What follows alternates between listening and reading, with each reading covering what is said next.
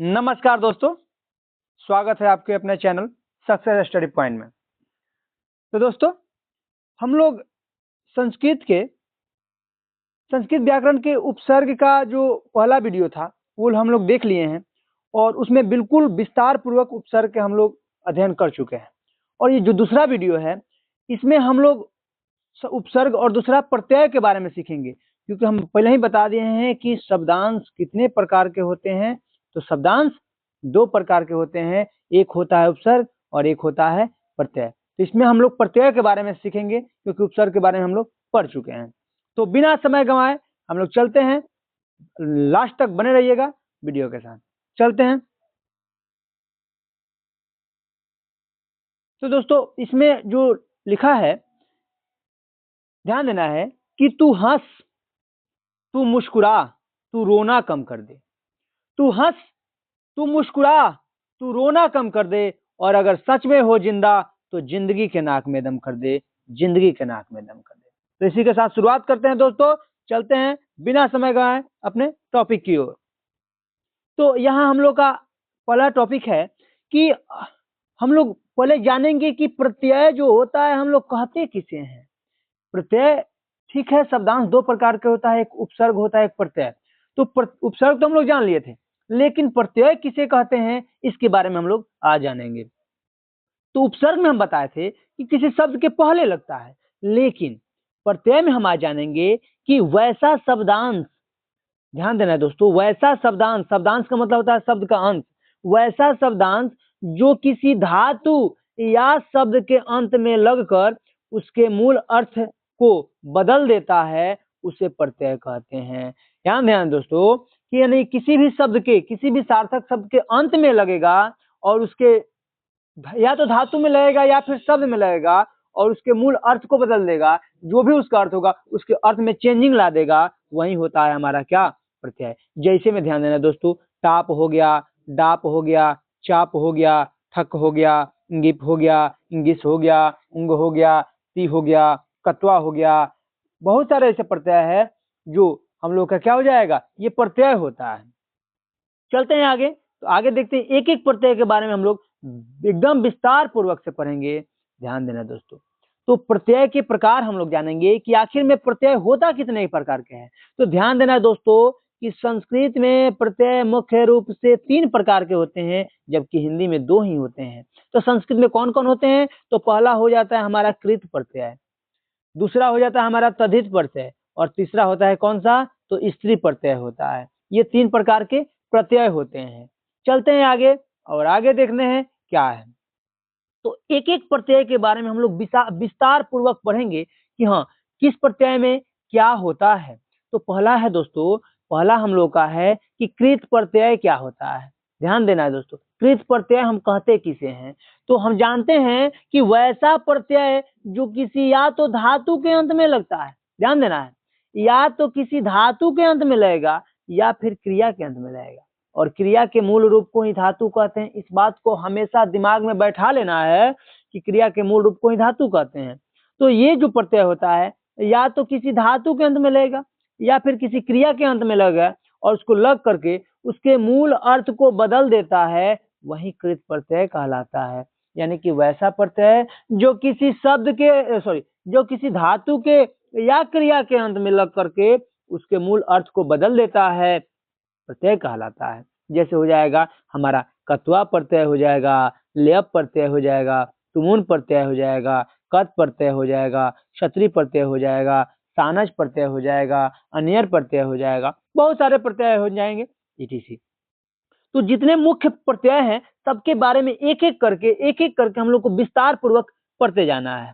चलते हैं आगे।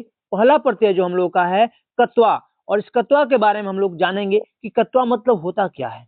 तो ध्यान देना मेरे दोस्त, कत्वा प्रत्यय हम लोग का पहला है। तो कत्वा प्रत्यय होता है, इसका प्रयोग हम कब करते हैं, तो या तो कर या फिर करके के अर्थ में।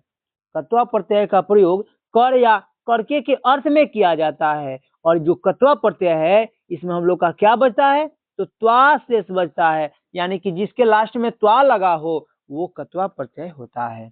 जैसे ध्यान देना, अगर क्री एक धातु है, क्री धातु, क्री धातु का मतलब होता है करना, और इस क्री धातु का में हम जब कत्वा प्रत्यय लगा देते हैं तो ये बन जाता है कृत्वा। अब इस कृत्वा का अर्थ हो जाता है करके। क्या हो जाता है? करके। तो पहले क्री धातु का अर्थ हो जाएगा कर, उसमें जब कत्वा प्रत्यय लगा देने हैं तो ये हो जाएगा करके। क्री धातु मतलब करना, और उसका कत्वा प्रत्यय लगा देंगे तो हो जाएगा करके। अब जानेंगे कि कौन सा प्रत्यय में कत्वा प्रत्यय लगेगा तो नया शब्द क्या बनेगा और उसका अर्थ क्या होता है। चलते हैं आगे। आगे हम लोग का ध्यान देना है मेरे दोस्त, आगे क्या बताया है तो ध्यान देना है। एक जो है पहले वाला में धातु है, ध्यान देना है। पहले वाला में धातु है, दूसरा में उसका अर्थ है, धातु का अर्थ है, कौन सा धातु का अर्थ क्या होता है, और फिर उस धातु में अगर हम जो कौन सा प्रत्यय लगाएंगे तो उसमें कौन सा नया शब्द बनेगा और इस नया शब्द का फिर अर्थ क्या होगा।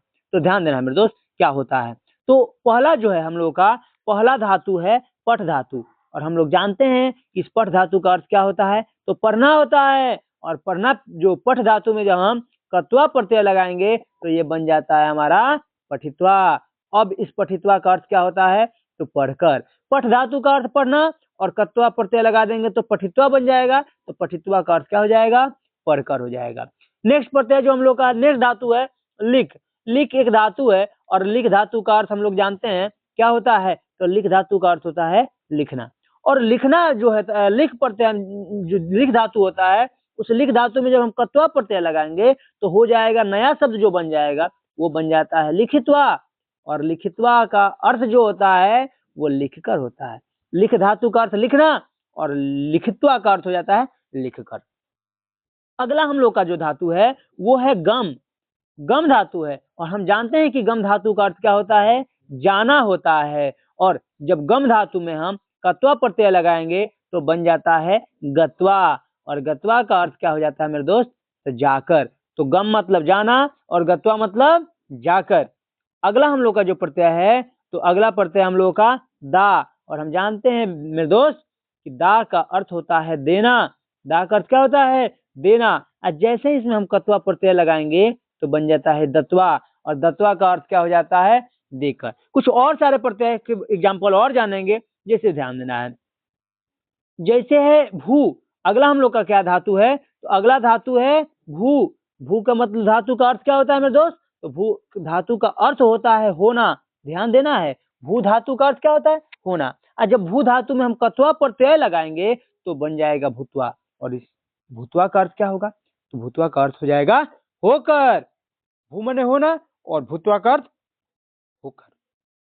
अगला हम लोग का धातु है ज्ञा, और ज्ञा धातु का अर्थ होता है मेरे दोस्त ज्ञा धातु का अर्थ होता है जानना। और जानना में जब हम कत्वा प्रत्यय लगाएंगे तो बन जाएगा मेरे दोस्त ज्ञातवा, और इस ज्ञातवा का अर्थ क्या हो जाएगा तो जानकर। क्या हो जाएगा जानकर। नेक्स्ट प्रत्यय हम लोग का है, नेक्स्ट धातु है हम लोग का क्या क्री। कौन सा धातु है क्री। अब क्री धातु का मतलब क्या होता है दो गो होता है। एक क्री मतलब करना होता है और एक क्री मतलब खरीदना। तो यहाँ से थोड़ा सा मिसप्रिंट हुआ है मेरे दोस्त, ये क्री का मतलब होता है खरीदना, ये थोड़ा सा गलती हो गया है। इसकी क्री का मतलब क्या होता है खरीदना होता है, इसको थोड़ा सा हम गलती मिसप्रिंट हो गया है यहाँ पे। तो क्री मतलब क्या होता है खरीदना। और जब क्री प्रत्यय में हम कत्वा क्री धातु में जब हम कत्वा प्रत्यय लगाएंगे तो नया शब्द हमारा क्या बन जाएगा कृत्वा, और इस कृत्वा का अर्थ क्या हो जाता है तो कृत्वा का अर्थ हो जाता है खरीद कर। क्या हो जाता है खरीद कर। नेक्स्ट हम लोग का है धातु, तो नेक्स्ट धातु है हन। अब हन धातु का अर्थ होता है मारना। हन धातु का अर्थ क्या होता है मारना। और जब इसमें हम कत्वा प्रत्यय लगा देंगे तो इसका नया शब्द क्या बन जाएगा तो हतवा। नया शब्द क्या बनेगा हतवा, और हतवा का जो अर्थ होता है वो होता है मारकर। तो ये सारे थे कत्वा प्रत्यय के एग्जाम्पल। अब हम चलते हैं नेक्स्ट प्रत्यय की ओर। नेक्स्ट प्रत्यय हम लोग का है लेप। तो लेप प्रत्यय का क्या होता है मतलब तो ध्यान देना है मेरे दोस्त। लेप प्रत्यय जो है अगला है, इसका भी प्रयोग जो होता है या तो कर के अर्थ में होता है या फिर करके के अर्थ में होता है। तो लेप प्रत्यय का प्रयोग कर या करके के अर्थ में किया जाता है। और इसमें क्या शेष बचता है मेरे दोस्त तो इसमें य शेष बचता है, य से यज्ञ, तो य शेष बचता है। आगे चलते हैं। तो कत्वा में भी कत्वा प्रत्यय में भी यश कर या करके का प्रयोग किया जाता है।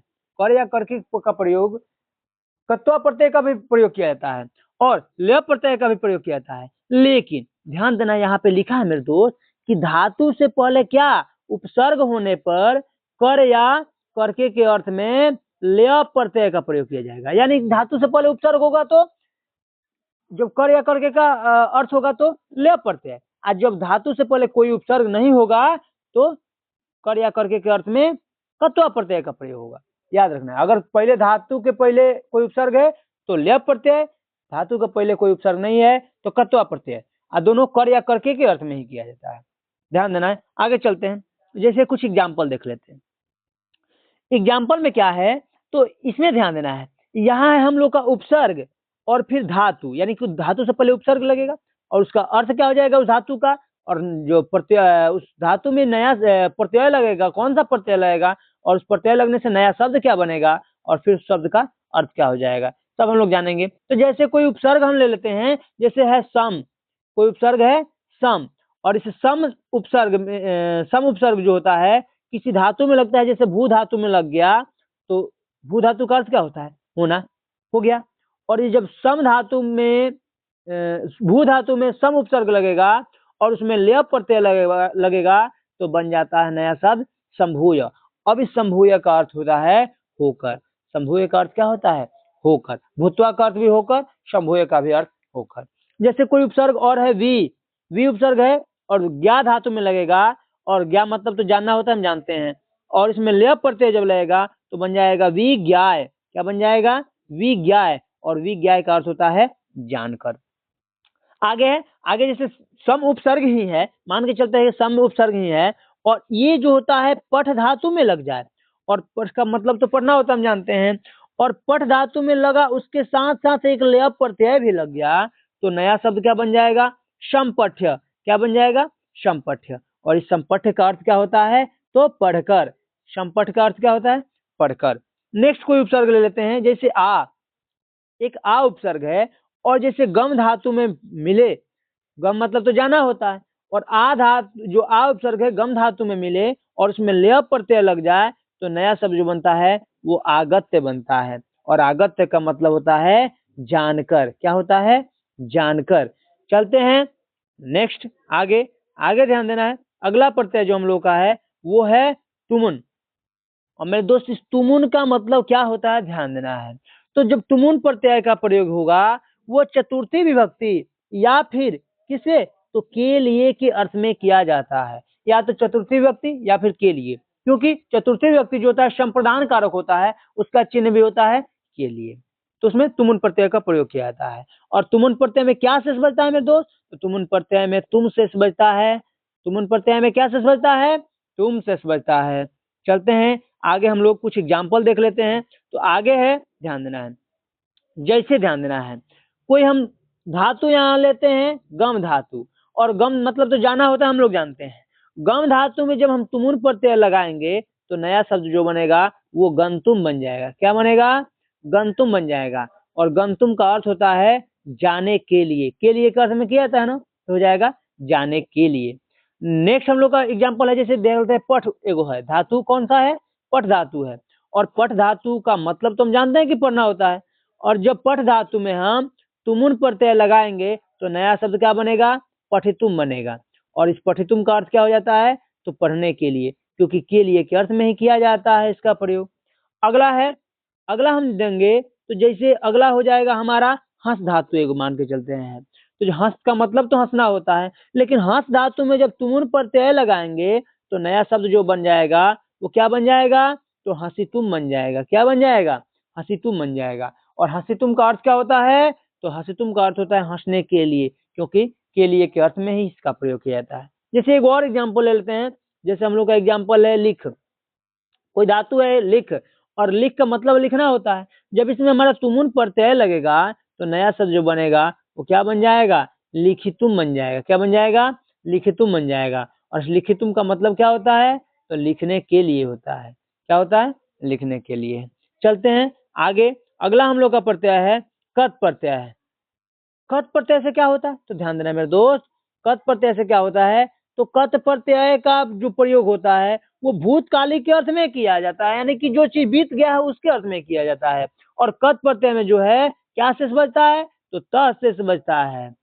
चलते हैं आगे। इतना याद रखना है कि कौन से प्रत्यय में क्या शेष बच रहा है, उसके अनुसार सारा प्रत्यय का बन जाएगा मेरे दोस्त। तो इसका कुछ एग्जाम्पल देख लेते हैं, जैसे ध्यान देना है क्या एग्जाम्पल है। जैसे कोई धातु ले लेते हैं, हम पठ धातु ले लिए, और पठ धातु में जब हम कत प्रत्यय लगाएंगे तो इसमें त शेष बचता है, तो बन जाता है नया शब्द पठित। क्या बन जाएगा, नया शब्द पठित बन जाएगा। और इस नया शब्द का अर्थ क्या हो जाएगा, तो इस नया शब्द का अर्थ हो जाएगा पढ़ा गया। क्या हो जाएगा, पढ़ा गया। भूतकालिक अर्थ में पढ़ा गया, भूतकालिक अर्थ में इसका प्रयोग किया जाता है। अगला हम लोग का उपसर्ग है। अगला कोई देख लेते हैं धातु, जैसे लिख धातु है। कौन सा धातु है, लिख धातु है। और लिख धातु में जब हम कत प्रत्यय लगाएंगे तो नया शब्द जो हमारा बन जाएगा वो क्या बन जाएगा, लिखितः बन जाएगा। क्या बन जाएगा, लिखितः बन जाएगा। और इस लिखितः का अर्थ क्या हो जाता है, तो इस लिखितः का अर्थ हो जाता है लिखा गया, पास्ट टेंस यानी कि भूतकाल में लिखा गया। नेक्स्ट है हम लोग का कि पा। कोई धातु है पा, और इस पा धातु में जब हम क्या लगाएंगे, तो पा धातु में हम कत प्रत्यय लगाएंगे। जब पा धातु में कत प्रत्यय लगाएंगे तो नया शब्द जो बनेगा वो पीतः बन जाएगा। क्या बन जाएगा, पीतः बन जाएगा। और पीतः मतलब क्या हो जाएगा इसका अर्थ, तो इसका अर्थ हो जाएगा पिया गया। पा माने पीना, और जब कत प्रत्यय लग गया तो पीतः बन गया, और तो पीतः का अर्थ क्या हो जाता है, पिया गया। नेक्स्ट हम लोग का धातु है दृश्य। दृश्य धातु, दृश्य मतलब क्या होता है, देखना। और दृश्य धातु में जब हम कत प्रत्यय लगाएंगे, कौन सा लगाएंगे, कत प्रत्यय लगाएंगे, तो नया जो शब्द बन जाएगा वो दृष्टः बन जाएगा। क्या बन जाएगा, दृष्टः बन जाएगा। वो एक दृश्य धातु जो अलग थोड़ा सा चलता है, तो दृश्य धातु में हम कत प्रत्यय लगाएंगे तो नया शब्द दृष्टः बन जाएगा। और दृष्टः का अर्थ क्या होता है, तो देखा गया होता है। तो ये हमारा था आज का वीडियो। और वीडियो कैसा लगा, अगर अच्छा लगा हो तो अपने चैनल को सब्सक्राइब करें, अपने दोस्तों के साथ शेयर करें, और वो लाइक करें, और इतना फैला दें ताकि आपके क्लास में जितने बच्चे हैं सबके पास पहुंच जाए। और ऐसे ही मेरे वीडियो पाने के लिए मेरे चैनल के साथ जुड़े रहें। हर एक सब्जेक्ट का और हर एक टॉपिक का वीडियो आते रहेगा आप लोगों के सामने। और हमारे चैनल को सपोर्ट करें। धन्यवाद।